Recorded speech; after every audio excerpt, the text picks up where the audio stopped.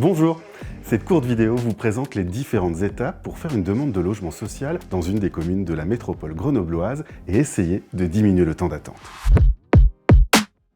Pour faire votre demande, vous avez deux possibilités. La faire sur Internet ou vous rendre dans l'un des guichets d'accueil de la métropole.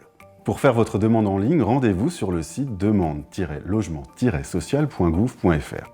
Sur ce site, vous pouvez créer votre compte, effectuer toutes vos démarches, suivre l'état de votre demande et la mettre à jour.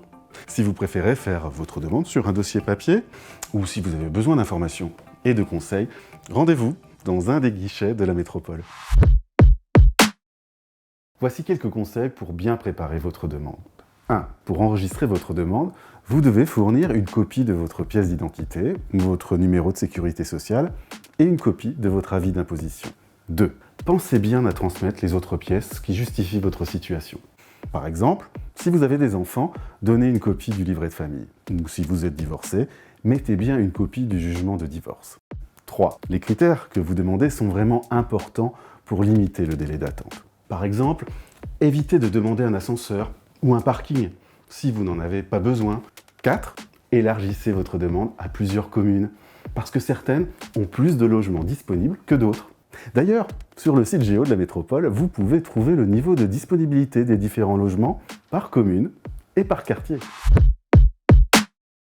Lorsque votre dossier est prêt, vous pouvez le déposer dans l'un des guichets habilités à enregistrer les demandes. Au bout d'un mois environ, vous allez recevoir une attestation par mail ou par courrier qui indiquera le numéro d'enregistrement de votre demande. Conservez bien ce numéro.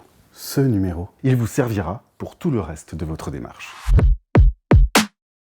Que vous ayez fait votre demande dans un guichet ou en ligne, vous pouvez toujours y accéder sur le site demande-logement-social.gouv.fr, la modifier, la mettre à jour. Vous verrez qu'un score est attribué à votre demande. C'est ce qu'on appelle la cotation de la demande. Elle est calculée en fonction de votre situation. Par exemple, si vous n'avez pas de logement ou si vous êtes porteur d'un handicap, votre score sera plus élevé. Et plus il est élevé, plus votre situation est considérée comme prioritaire.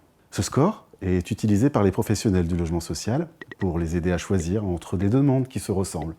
D'où l'importance de bien détailler votre situation et de transmettre les pièces justificatives. Attention, ce score n'est pas l'unique critère. Le choix d'un dossier dépend aussi du secteur demandé, de vos ressources ou de la disponibilité du type de logement. Par exemple, si vous demandez un 5 pièces dans une commune où il y en a très peu, votre attente pourrait être très longue. Voilà, vous en savez maintenant un peu plus sur le déroulé de votre demande. Ensuite, dès qu'un logement vous sera proposé, vous pourrez faire une visite. Et si le logement vous plaît et qu'il vous est attribué, vous signerez le bail. Pour terminer, voici encore quelques conseils. Vous pouvez chercher vous-même un logement social sur le site internet bienvo.fr ou directement sur le site des bailleurs. Et enfin, n'oubliez pas de mettre à jour votre demande si votre situation évolue et de la renouveler chaque année pour qu'elle reste active. J'espère que cette vidéo vous aura été utile. Et si vous avez des questions en plus, n'hésitez pas à contacter un des guichets d'accueil.